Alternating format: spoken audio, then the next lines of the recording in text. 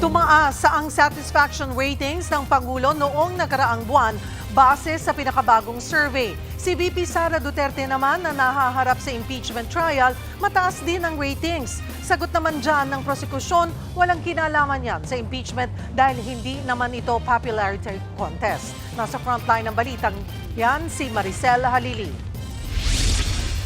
Bagamat -7 o neutral ang net satisfaction rating ni Pangulong Bongbong Marcos nitong Hunyo, tumaas pa rin.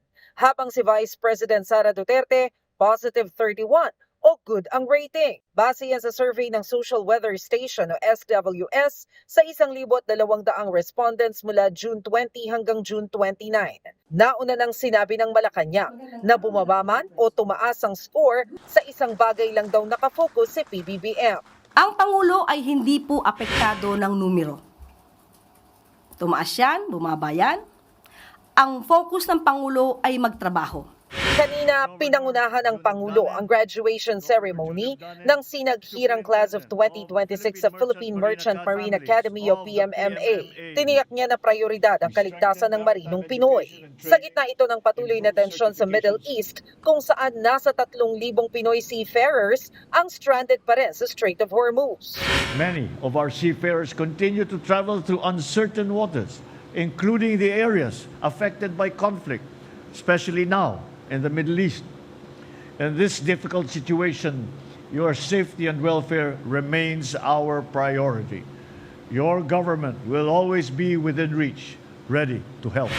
Titiyakin din ni PBBM na dekalidad ang maritime education sa bansa para hindi malagay sa alanganin ang trabaho ng Pinoy seafarers.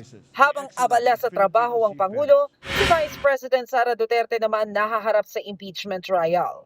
Kahit mataas sa survey, hindi raw matitinag ang House Prosecution Panel dahil hindi naman popularity contest ang usapin ng accountability o pananagutan.